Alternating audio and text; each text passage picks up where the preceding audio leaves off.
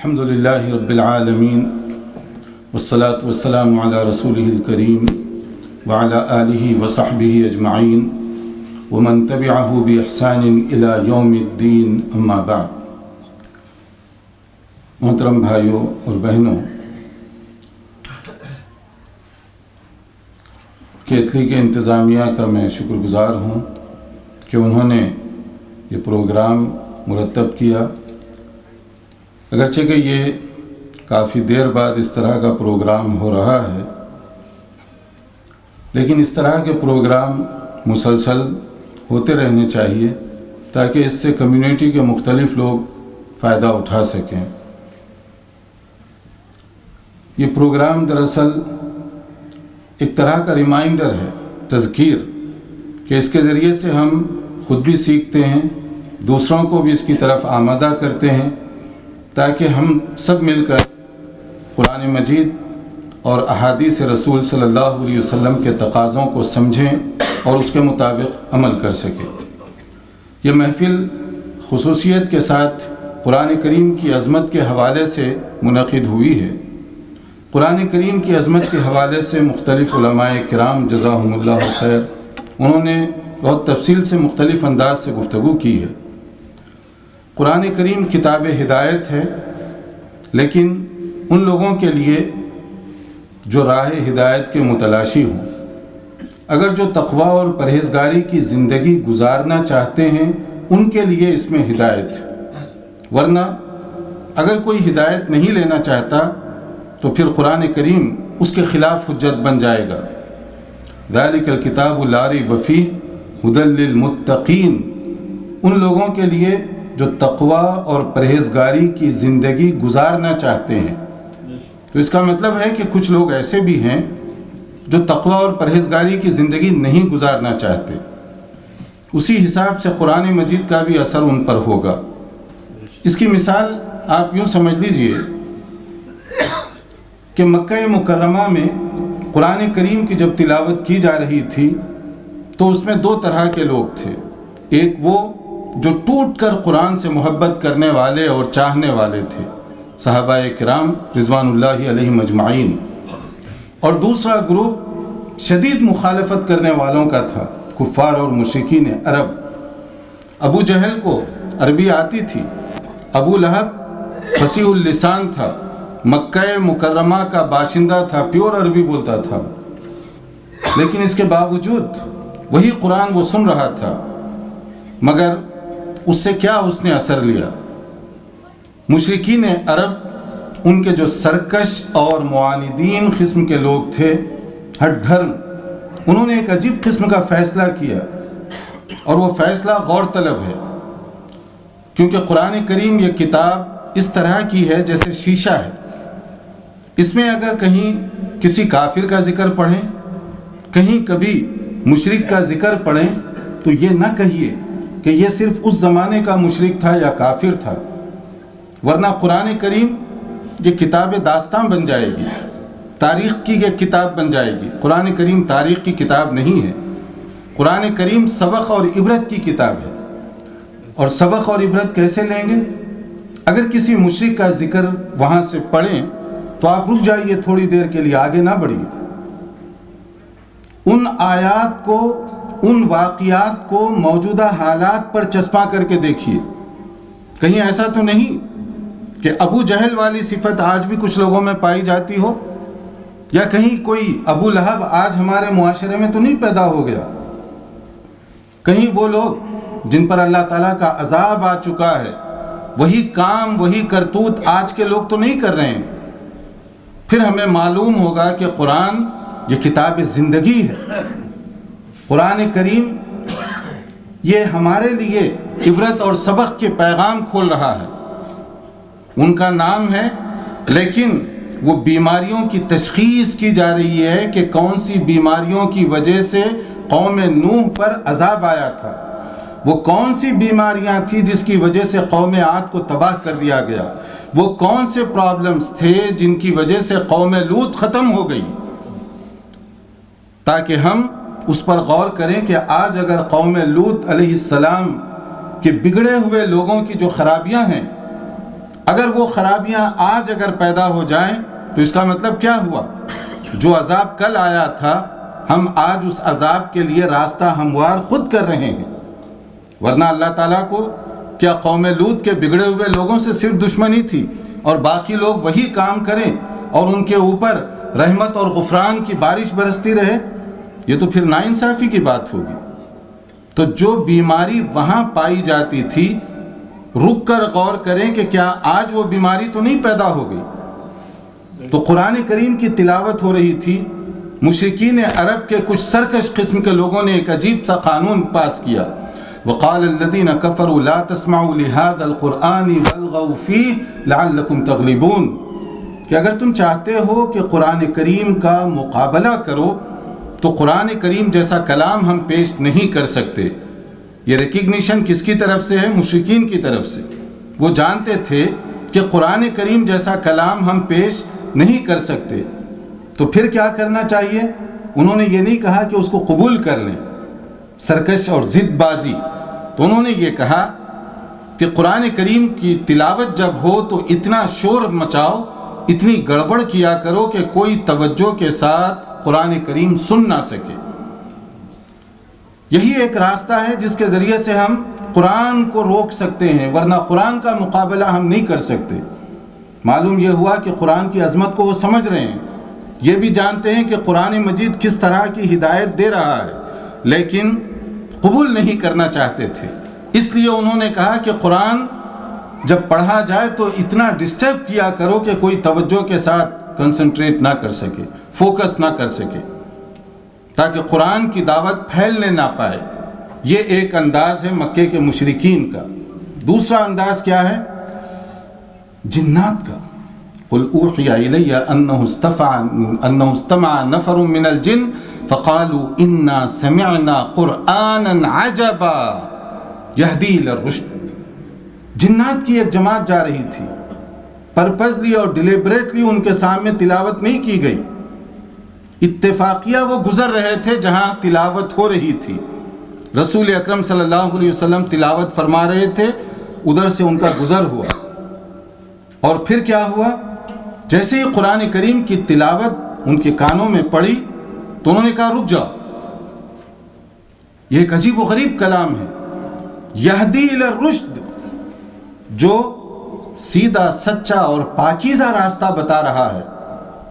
مشرکین کے الفاظ بھی آپ غور فرمائیے، ادھر جنات کے الفاظ کو دیکھیے، وہ کہہ رہے ہیں کہ یہ عجیب و غریب کلام ہے جو ہدایت کا راستہ دکھا رہا ہے، اور فوری انہوں نے ڈکلیئر کر دیا کہ ہم اس پر ایمان لاتے ہیں اور اس کے بعد ہم کبھی شرک نہیں کریں گے۔ معلوم کیا ہوا؟ قرآن کریم کی عظمت کا پہلا فائدہ یہ ہونا چاہیے کہ اللہ تعالیٰ کی توحید اس کے دل و دماغ میں اتر جائے، شرک سے برات کا اظہار کرے۔ اگر ہم شرک سے برات کا اظہار نہیں کرتے، لاکھ قرآن کریم کی عظمت کی بات کریں مگر وہ بات سچی نہیں سمجھی جائے گی۔ جنات نے فوری طور پر یہ ڈکلیئر کیا کہ توحید کی بات ہمارے کانوں میں آ چکی ہے، اب ہم شرک اس کے بعد نہیں کریں گے۔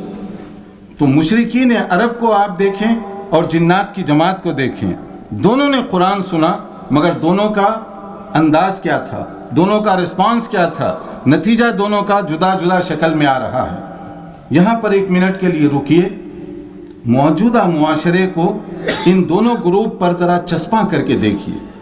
ہم میں کتنے لوگ ہیں جن کے اندر یہ صفت ہے کہ وہ اللہ تعالیٰ کی توحید کو، اس کی تعلیمات کو، کتاب ہدایت کو قبول کرنے اور عمل کرنے کے لیے تیار ہیں، اور کتنے لوگ ہیں جو قرآن کریم پڑھنے کے باوجود، قرآن کریم گھر میں رکھنے کے باوجود شرک سے آلودہ ان کی زندگی ہے۔ اگر شرک سے ان کی زندگی آلودہ ہے تو کیا یہ عظمت قرآن کا اعتراف ہوگا؟ قرآن کریم تو شیشہ ہمیں دکھا رہا ہے، تو اس شیشے میں ہم اپنی خرابی اور خوبیوں کو دونوں طرح سے دیکھنے کی کوشش کریں۔ اور دوسرا جو نقطہ اس میں سمجھنے کا ہے کہ قرآن کی عظمت صرف کہنے سے نہیں، قرآن مجید کی جب عظمت آ جائے تو میری بات، آپ کی بات، پیر کی بات، شیخ کی بات، اسکالر کی بات، مولانا کی بات، سب کی سب نیچے چلی جانی چاہیے، اور اگر نیچے نہیں جاتی تو اس کا مطلب ہے وقال الذین کفروا لا تسمعوا لهذا القرآن، ان کی جو ڈکلیریشن تھی کہ اس قرآن کو نہ سنو، یہی بات ہو رہی ہے۔ آج فریڈم آف ایکسپریشن کی ہم بات کرتے ہیں، یہاں پر بہت سے لوگ کہتے ہیں کہ یہاں پر اظہار خیال کی آزادی ہے۔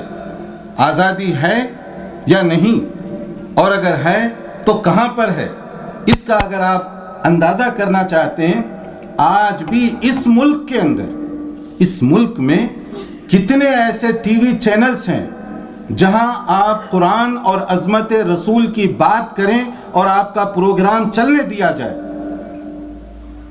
مشرکین عرب تو روک رہے تھے، تو آپ ذرا غور کریں کہ آج کتنے لوگ ہیں جو قرآن مجید کی عظمت کے حوالے سے آپ گفتگو کریں، اللہ تعالیٰ کی توحید کے حوالے سے گفتگو کریں، ان کا داخلہ یہاں بند کیا جاتا ہے، ان کے ٹی وی چینل کو روکا جاتا ہے، ان کی تقریروں پر پابندی لگائی جاتی ہے۔ آج اس وقت یہ ہوتا ہے، تو اس کا معنی کیا ہوا؟ فریڈم آف ایکسپریشن اس وقت تک جب تک آپ وہ بات کریں جو ہم سننا چاہتے ہیں۔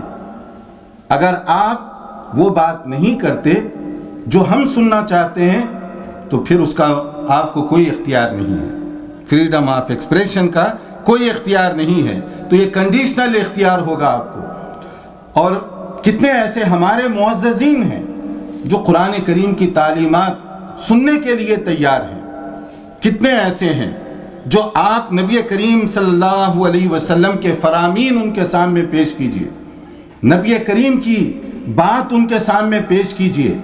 کتنے ایسے ہیں جو آگے سے اپنی بات کو نیچے کر لیں؟ نبی کی بات کو ہم نیچے کر سکتے ہیں، مگر اپنی بات کو، پیر کی بات کو، شیخ کی بات کو، اسکالر کی بات کو نیچے کرنے کے لیے تیار نہیں ہے۔ تو مطلب کیا ہوا؟ عظمت کس کی ہے ہمارے دلوں میں؟ کیا واقعی قرآن مجید کی عظمت ہے؟ کیا واقعی قرآن کریم کا وہی تقدس ہے جو کہ ہونا چاہیے؟ اور قرآن کریم ہے کس کا کلام؟ یہ میرے اور آپ کی گفتگو اور میرے اور آپ کے جملوں سے 10 بار ہم اختلاف کر سکتے ہیں، اس کا حق پہنچتا ہے۔ میری اگر کوئی بات آپ کو پسند نہ آئے تو آپ اس کو چھوڑ سکتے ہیں، مگر مجھے اور آپ کو یہ اختیار نہیں کہ اللہ رب العالمین کی بات کو چھوڑا جائے۔ مگر کیا ہم میں بہت سارے ایسے لوگ نہیں ہیں جو اللہ عز و جل کی بات کا انکار تک کر دیتے ہیں، اللہ کے نبی کی بات کو رد کرنے کے لیے تیار ہیں؟ کتنے ایسے ہیں جو اللہ کے نبی صلی اللہ علیہ وسلم کی حیثیت اور شخصیت کو آج بھی کم کرنے کے لیے کوشاں ہیں، آج بھی چاہتے ہیں کہ قرآن و سنت کی آواز کو دبا دیا جائے، آج بھی چاہتے ہیں کہ قرآن و سنت کی آواز کھلے عام نہ پڑھی جائے۔ تو مشرکین کا کیا قصور تھا پھر؟ وہ بھی تو یہی کہتے تھے، مشرکین کا بھی یہی تو پرابلم تھا۔ اگر آج یہی پرابلم ہمیں دکھائی دے رہا ہے تو قرآن کریم کی عظمت کو سمجھنے کے لیے قرآن نازل کہاں سے ہوا اس کو بھی ذرا ذہن میں رکھیے۔ ذالک الکتاب لا ریب فیہ، اس کے کتاب ہدایت اور کتاب اللہ، کلام اللہ ہونے میں کوئی شک و شبہ نہیں ہے۔ یہ کلام اللہ کا نازل کردہ کلام ہے، میرا اور آپ کا، کسی جماعت کا، کسی دارالعلوم کا بنایا ہوا کلام نہیں ہے۔ پوری دنیا مل کر اس کی اگر آواز کو دبانا چاہے نہیں دبا سکتی، اس لیے کہ یہ اللہ رب العالمین کا کلام ہے۔ ذالک الکتاب لا ریب فیہ، جس میں کوئی ڈاؤٹ نہیں، جس میں کوئی شک و شبہ کا امکان تک نہیں ہے۔ اور اللہ تعالیٰ نے اس کلام کو نازل کرنے کے بعد یوں ہی نہیں چھوڑا، بلکہ اس کی ذمہ داری اپنے اوپر لی کہ ہم نے اس کو نازل کیا ہے اور ہم اس کی حفاظت بھی کریں گے۔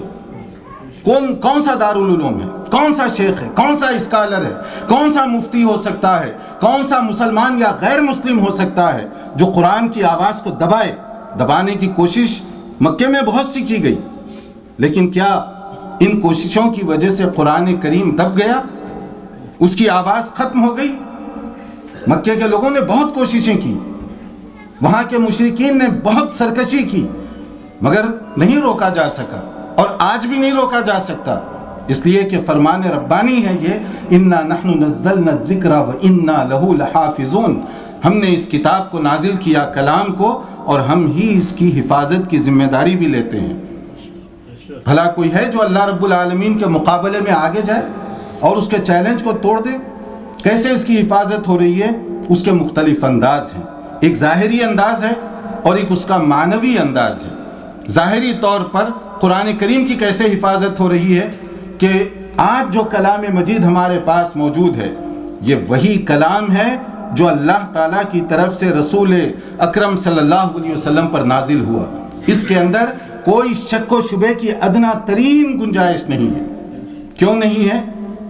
اس کا ایک انداز ظاہری ہے کہ اللہ کے نبی صلی اللہ علیہ وسلم پر جب قرآن نازل ہو رہا تھا تو نبی کریم صلی اللہ علیہ وسلم نے اس کی حفاظت کے لیے مختلف انتظامات کروائے۔ ان میں سے ایک قرآن کریم کی کتابت، رائٹنگ، قرآن کریم کو لکھا جا رہا تھا، اور صرف لکھا نہیں جا رہا تھا، کتابت قرآن جو مکہ مکرمہ میں لکھنا جانتے تھے یا مدینہ منورہ میں لکھنا جانتے تھے، وہ قرآن کریم کا جو لفظ، جو حرف، جو آیت نازل ہوتی وہ لکھ لیا کرتے تھے۔ لکھنے کے بعد نبی کریم صلی اللہ علیہ وسلم پر پیش کیا جاتا تھا، پڑھ کر سناتے تھے کہ جو کچھ لکھ لیا کہیں اس کے اندر کوئی کمی بیشی تو نہیں رہ گئی۔ پھر اس کے بعد اس کی جو کاپیاں بنائی گئیں اس کی اپنی ایک تفصیل ہے۔ اس کی جو کاپیاں بنائی گئیں حضرت ابو بکر رضی اللہ تعالیٰ عنہ کے زمانے میں، اور پھر اس کے بعد حضرت عثمان رضی اللہ تعالیٰ عنہ کے زمانے میں جب مسلم حکومت بہت پھیل گئی تو پھر کیا کیے، اس ماسٹر کاپی سے کچھ کاپیاں بنوائی گئیں، اور وہ کاپیاں مختلف زونز میں یعنی مختلف صوبوں میں روانہ کی گئیں، اور یہ ہدایت نامہ جاری کیا گیا کہ کوئی بھی آدمی اگر وہاں پر قرآن لکھ رہا ہے تو یہ جو کاپی آئی ہے مدینہ منورہ سے سرٹیفائی کاپی، اس کے مطابق لکھے اور اس کو اس کے ساتھ چیک کر کے دیکھے۔ اور یہ اللہ تعالیٰ کا فضل و کرم ہے، یہ اللہ تعالیٰ نے قرآن کریم کی حفاظت کا جو ذمہ لیا ہے اس کی ایک ظاہری ادا کہ آج بھی وہ نسخے جو حضرت عثمان رضی اللہ عنہ کے زمانے میں مختلف علاقوں میں بھیجے گئے تھے، ان میں سے کچھ اللہ نے آج تک محفوظ رکھے ہیں۔ اگر آپ انڈیا آفس لائبریری لندن میں چلے جائیں، اس کے اندر ایک نسخہ ہے محفوظ، اور اسی طریقے سے آپ استنبول چلے جائیں ترکی، اس کے اندر ایک اور نسخہ محفوظ ہے۔ اگر کوئی قرآن کریم، موجودہ قرآن کریم جو کہیں بھی پرنٹ ہوا ہو، کبھی آپ کو اگر کوئی شک پیدا ہو جائے تو ایسے اللہ نے انتظامات کیے ہیں کہ آج بھی آپ اس کو چاہیں تو چیک کر کے دیکھ سکتے ہیں۔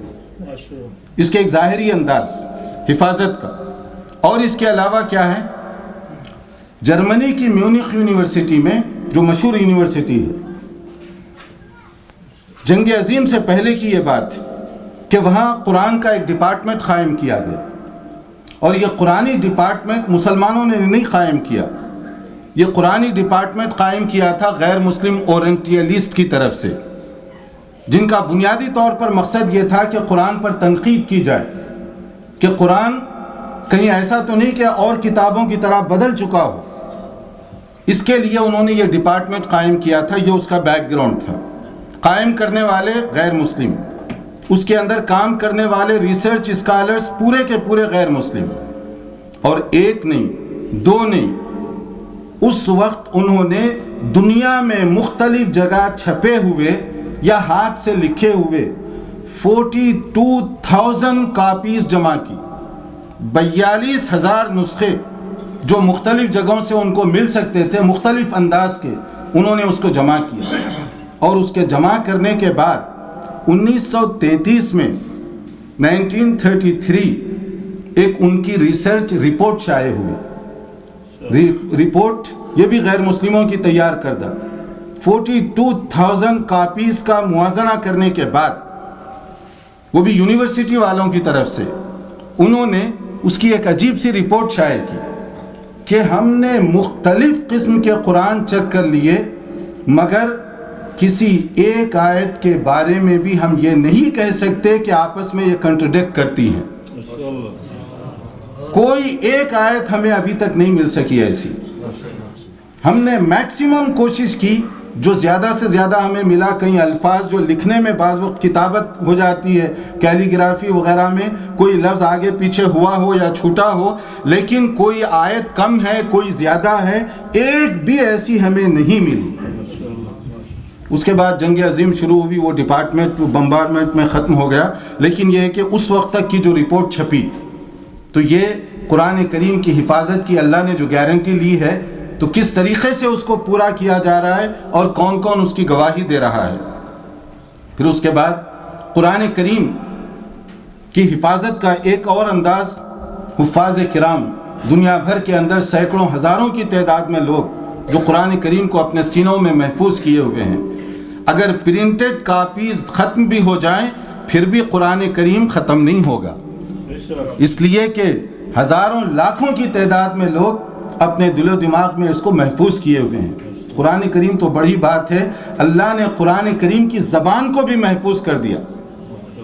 دنیا کی کوئی بھی آپ زبان لے لیں، انگریزی لے لیں، فرانسیسی لے لیں، جرمن لے لیں، کوئی بھی زبان لے لیں، نیشنل یا انٹرنیشنل کوئی لینگویج آپ لے لیجئے، کوئی بھی زبان 100 سال کے بعد عام طور پر یہ دیکھا گیا کہ اس میں تبدیلیاں شروع ہو جاتی ہیں، اور دھیرے دھیرے اتنی تبدیلی ہو جاتی ہے کہ اگر آپ آج 200 سال پہلے والی انگریزی پڑھیں گے تو اس وقت وہ عجیب و غریب زبان لگے گی، اور اس کو سمجھنے کے لیے ماہرین کی ضرورت پیش آئے گی۔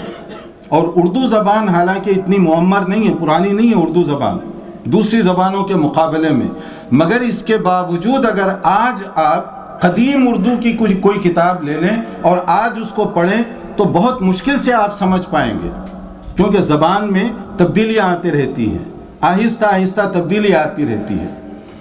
مگر قرآن کریم کی زبان کو اللہ نے ایسے محفوظ رکھا، اگر آج کوئی شخص فصیح اور اچھی عمدہ عربی میں کوئی تحریر لکھنا چاہے یا گفتگو کرنا چاہے یا تقریر کرنا چاہے تو اسے قرآن ہی کے اسلوب میں بات کرنی پڑے گی، قرآن ہی کے اسٹائل میں لکھنا پڑے گا، چاہے لوکل لہجہ کچھ بھی ہو، مگر سب سے فصیح زبان آج بھی وہی سمجھی جاتی ہے جو قرآن کریم کی زبان، قرآن کریم کے انداز میں اگر آپ گفتگو کریں گے، لکھیں گے، تقریر کریں گے، آپ کو فصیح اللسان کہا جائے گا، اور اگر آپ کا اسٹینڈرڈ اس سے کم ہے تو اسی حساب سے آپ پیچھے چلے جائیں گے۔ یہ عجیب بات ہے کہ 1400 سال کے باوجود عربی زبان کا جو اسٹینڈرڈ قرآن کا ہے آج بھی اللہ نے اس کو کیسے باقی رکھا ہے کہ کوئی بھی اگر عربی بہترین بولنا چاہے تو وہی قرآن مجید کے انداز اور اسی کے لہجے کو اپنانا پڑے گا۔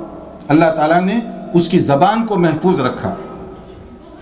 آج یہ 20 ممالک کی سرکاری زبان ہے تو تقریباً 1 بلین سے زیادہ لوگوں کی دینی زبان ہے۔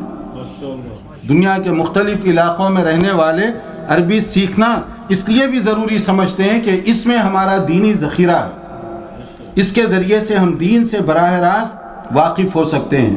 تو اللہ تعالیٰ نے صرف قرآن نہیں بلکہ قرآن کریم کی زبان کو بھی کیسے محفوظ فرما دیا، ایک اس انداز سے بھی آپ اس پر غور کر سکتے ہیں۔ اب اس کے ساتھ قرآن کریم کا یہ جو ظاہری انداز ہے کہ اللہ نے اس کو محفوظ کیا، ذالک الکتاب لا ریب فیہ، آج بھی ہم یقین کے ساتھ کہہ سکتے ہیں اس میں کوئی شک و شبہ نہیں ہے، یہ کسی انسان کا کلام نہیں ہو سکتا، یہ کلام الہی ہے، یہ کلام ربانی ہے، اور یہ جس طریقے سے نازل کیا گیا اسی طریقے سے ہے اور قیامت تک ایسے ہی باقی بھی رہے گا، کیونکہ اس کے بعد کوئی قرآن نہیں نازل ہوگا، اس کے بعد کوئی اور نبی نہیں آئے گا، اس کے بعد کوئی اور نئی امت نہیں بن سکتی، جو کچھ تھا وہ ہو چکا، ہمارے نبی کے بعد نبوت کا دروازہ ہمیشہ کے لیے ختم ہو گیا۔ جب نبی نہیں آئیں گے نئی امت بھی نہیں آئے گی، جب نبی نہیں آئیں گے نیا کلام بھی نہیں آئے گا۔ تو قرآن مجید یہ قیامت تک کے لیے اللہ تعالیٰ نے محفوظ فرما دیا ہے۔ تو اب جو اتنا محفوظ ترین کلام ہے، اب آگے سنیے کہ ہمیں کیا کرنا چاہیے۔ اگر یہ کتاب الہی ہے تو مجھے اور آپ کو کیا اس بات کا حق پہنچتا ہے کہ اس میں میں اپنی طرف سے اختیار استعمال کروں کہ میں چاہیں تو قرآن کی کوئی بات کو قبول کروں اور چاہوں تو نہ کروں؟ یہ تو مجھے نہیں پہنچتا اختیار۔ اگر دنیا کے اندر کسی ایک معمولی سے ذمہ دار کا کوئی لیٹر، کوئی ہدایت نامہ ہمیں ملتا ہے تو اس کے عہدے کے حساب سے ہم اس لیٹر کو اہمیت دیتے ہیں۔ اگر ایک بڑے ذمہ دار کا کوئی خط آتا ہے تو اس کو ہم اسی حساب سے اہمیت دیں گے۔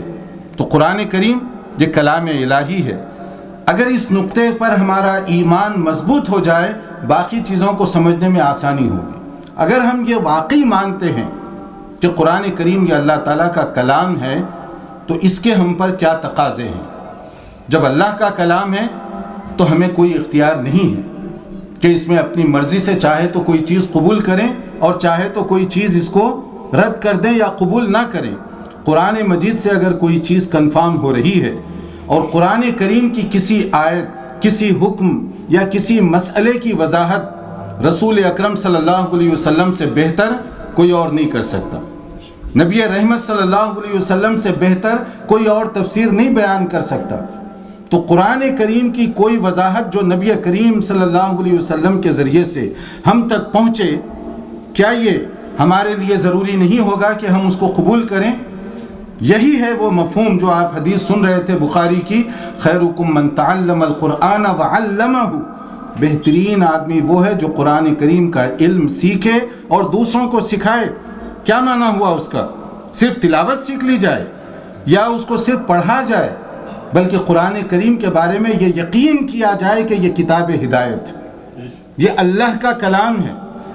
اس میں میرے اور آپ کے لیے کوئی اختیار نہیں ہے. ہمارے لیے یہ ضروری ہے کہ ہم جو کچھ قرآن مجید میں پڑھیں, جو کچھ رسول اکرم صلی اللہ علیہ وسلم کی سنت سے ہمیں ملے, اس پر ہمارا یقین ہو, اس پر ہمارا عمل ہو اور اسی کے مطابق ہم اپنا عمل کرنے کی کوشش کریں. اگر کہیں پر ہمارے عمل میں کوئی کوتاہی ہو رہی ہے تو قرآن کو بدلنے کی کوشش نہ کیجیے. قرآن کو مشرکین عرب نہیں بدل سکے, فصیح اللسان ہونے کے باوجود نہیں بدل سکے, چیلنج کرنے کے لیے کھڑے ہوئے مگر بدل نہیں سکے.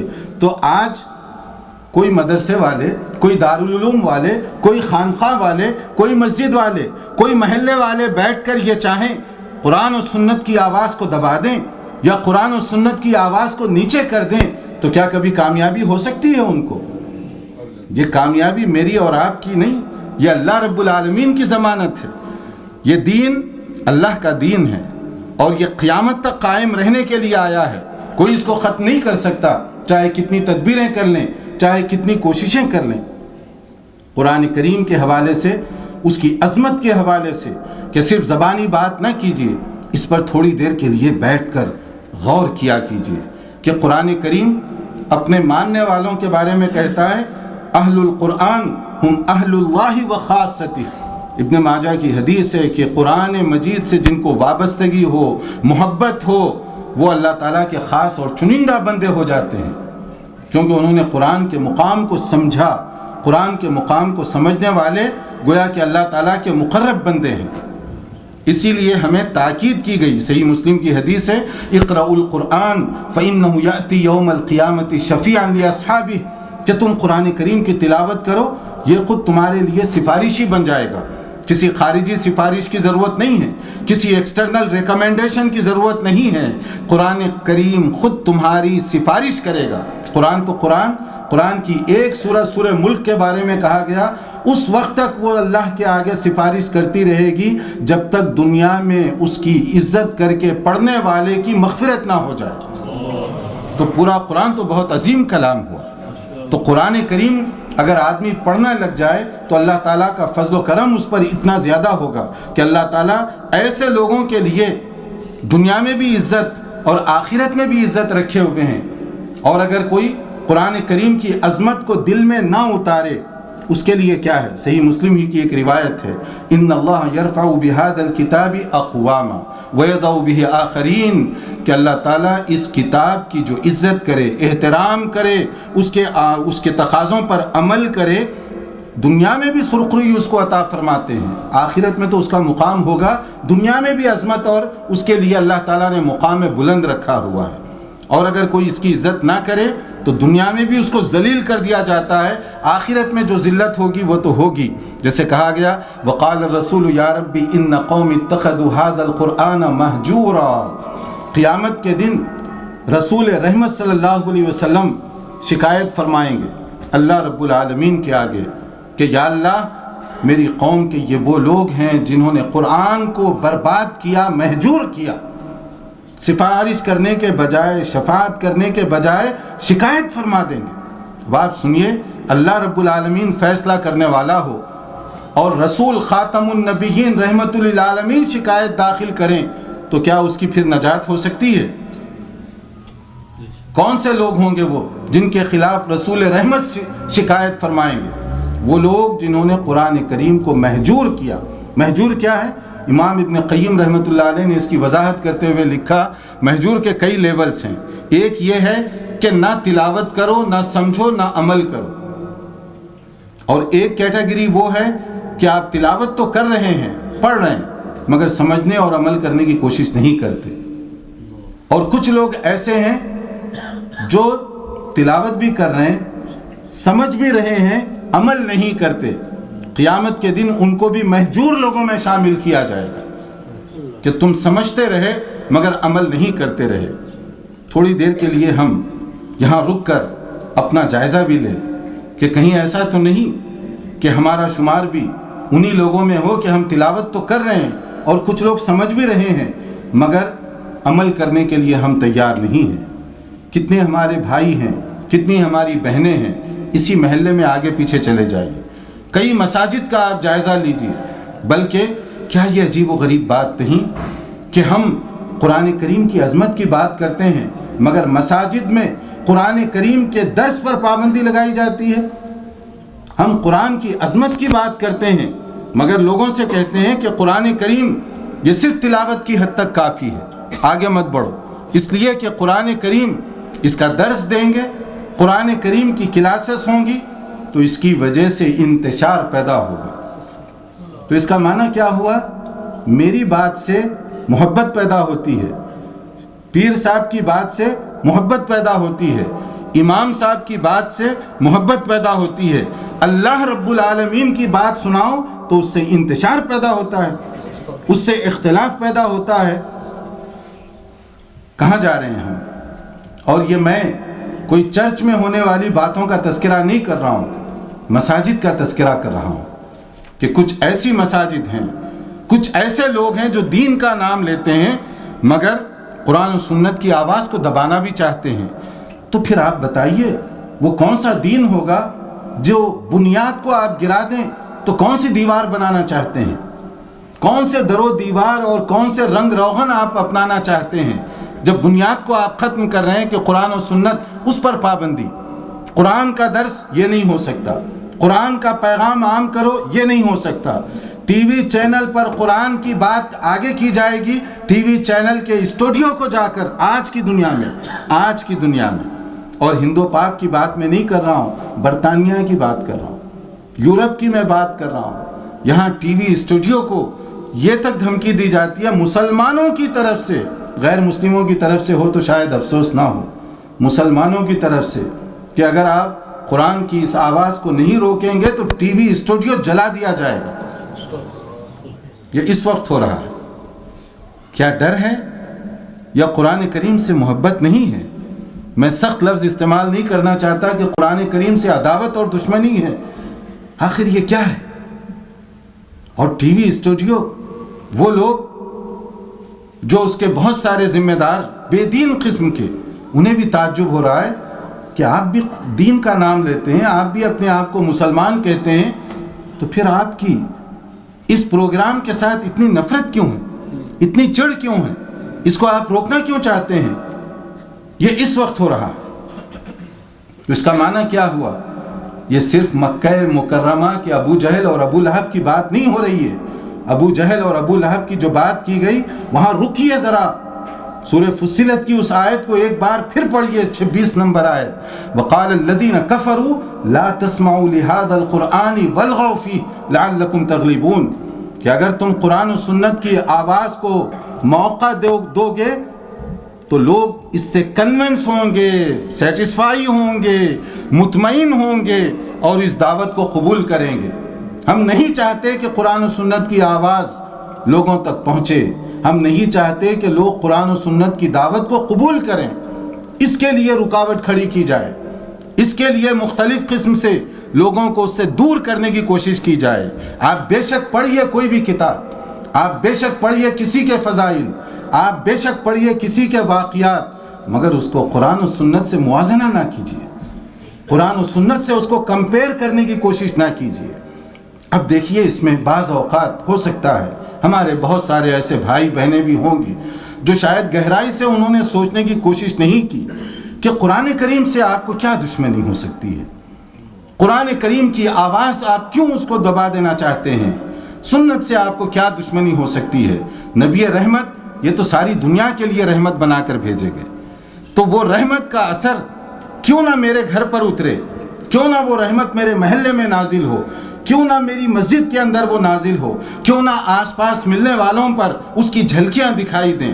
اس کی وجہ سے آپ کو اتنا خوف، اتنی پلاننگ۔ عجیب و غریب بات ہے کہ بعض اوقات کبھی آدمی کو یقین نہیں آتا کہ مسلمان اور وہ قرآن و سنت کے مقابلے میں اتنا سینہ تان کر کھڑے ہو جائیں کہ ہم قرآن و سنت کی آواز کو آگے بڑھنے نہیں دیں گے، ہم اس کو پھیلتا ہوا دیکھ نہیں سکتے۔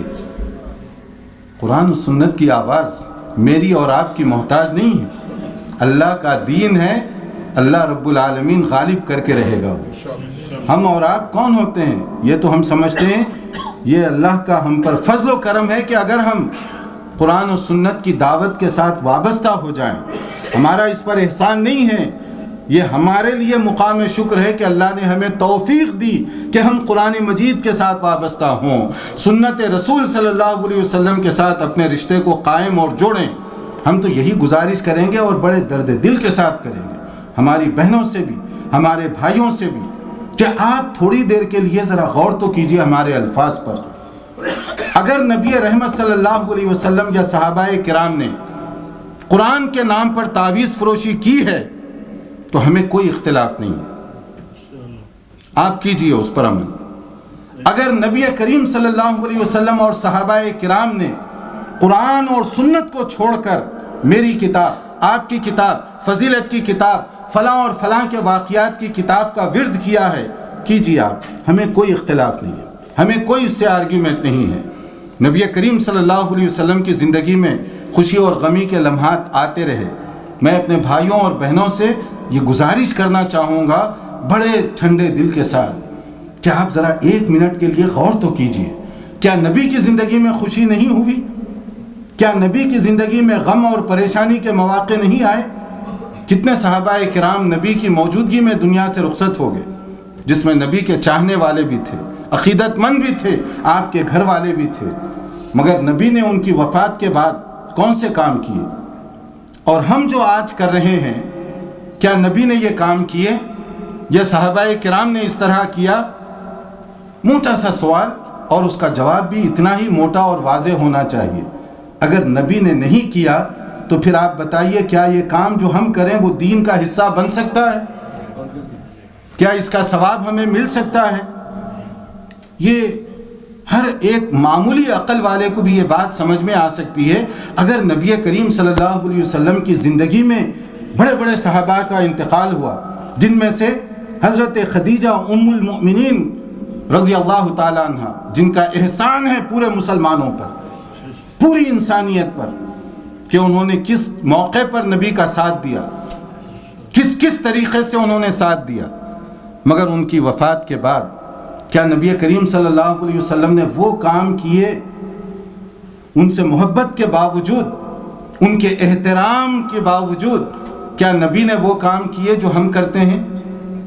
وفات کے بعد، 3 دن کے بعد، 10 دن کے بعد، 40 دن کے بعد، سال کا سال، آپ حدیث کی چاہے کوئی کتاب اٹھا کر دیکھ لیجئے، میرے گھر سے نہ لیجئے، میرے مسجد سے نہ لیجئے، آپ کسی پرنٹر سے حدیث کی کتاب لے لیجئے، آپ کوئی بک ڈپو سے جا کر حدیث کی کتاب لے لیجئے، آپ کسی سے جا کر حدیث خریدے یا پوچھئے اس سے۔ موٹا سوال، حضرت خدیجہ رضی اللہ عنہا جنہوں نے اتنا کام کیا، ایثار و قربانی کا مجسمہ بنی رہی پوری زندگی میں، عمل اور کردار کا پیکر بنی رہی، ان کی وفات پر کیا نبی صلی اللہ علیہ وسلم نے کوئی اس طرح کا کام کیا جو ہم لوگ کر رہے ہیں؟ اگر نہیں کر رہے ہیں، اگر نہیں کیا تو بتائیے کہ کیا دین میں ہم نے زیادتی نہیں کی؟ یا اسی طرح اور بعض بڑے بڑے صحابہ کرام ہیں، جن میں سے ایک حضرت حمزہ رضی اللہ تعالی عنہ کہ کتنے بڑے صحابی ہیں، کتنا ان کا اونچا مقام، نبی سے کتنی ان کی وابستگی، اور کس بے دردی کے ساتھ ان کو شہید کر کے ان کا کلیجہ چبا کر تھوکا گیا۔ مگر اس کے باوجود کیا نبی کریم صلی اللہ علیہ وسلم نے کوئی ایسا کام کیا جو ہم کر رہے ہیں؟ اگر نہیں تو پھر یہ دین کا حصہ کیسے ہو سکتا ہے؟ یہ صرف غور کیجیے آپ، اس میں کوئی آرگیومنٹ کی ضرورت نہیں، کوئی تکرار کی بات نہیں، ٹھنڈے دل سے اس پر غور کیجیے، آپ کو خود جواب مل جائے گا۔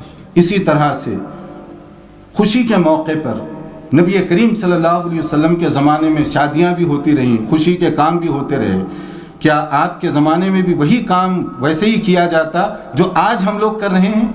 اگر نہیں تو پھر یہ دین کا کام کیسے ہوا؟ اسی طرح دولت کمانے کا مسئلہ ہے، کیا دین نے ہمیں دولت کمانے کے جائز راستے نہیں بتائے؟ اگر بتائے ہیں تو پھر ہم دولت کیا اسی جائز راستے سے کما رہے ہیں؟ اگر غلط راستوں سے کما رہے ہیں تو کیا پھر بھی ہم یہ کہیں گے کہ قرآن پر ہمارا ایمان ہے، نبی سے ہمیں محبت ہے؟ اگر معاملات میں، مسائل میں، لوگوں کے ساتھ تعلقات میں، اخلاق میں ہم وہ کام نہ کریں جو قرآن و سنت ہمیں رہنمائی کر رہے ہیں، تو پھر قرآن کی عظمت کہاں ہوئی؟ قرآن کی محبت کہاں ہوئی؟ نبی صلی اللہ علیہ وسلم کے متعلق جب ام المؤمنین حضرت عائشہ رضی اللہ عنہا سے پوچھا گیا آپ کی سیرت کے بارے میں، بایوگرافی کے بارے میں، بڑا سوال تھا، نبی کی پوری سیرت، تو حضرت عائشہ نے کیا جواب دیا؟ اتنے بڑے سوال کا اتنا سا چھوٹا جواب، کہا کیا قرآن نہیں پڑھتے؟ پوچھا کہ ہم تو چاہتے ہیں کہ نبی کی سیرت بیان کرو، تو آپ فرماتی ہیں قرآن تو پڑھتے ہیں۔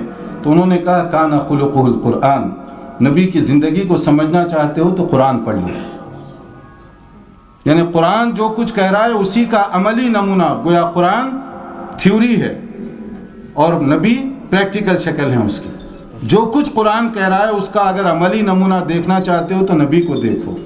تو اس میں ہمارے لیے پیغام کیا ہے؟ ایک مسلمان اگر راستے پر چلے تو غیر مسلم اس کے اخلاق اور کیریکٹر کی خوشبو کو سونگھ کر یہ گواہی دے سکے کہ ادھر سے مسلمان کا گزر ہوا ہے، قرآن کو ماننے والوں کا گزر ہوا ہے۔ اگر میرے اخلاق ایک غیر مسلم کو قرآن کی طرف نہیں لا سکتے تو اس کا مطلب ہے میں نے قرآن کو خود اپنانے کی کوشش نہیں کی۔ اللہ مجھے اور آپ کو عمل کرنے کی توفیق عطا فرمائے۔ السلام علیکم ورحمۃ اللہ وبرکاتہ۔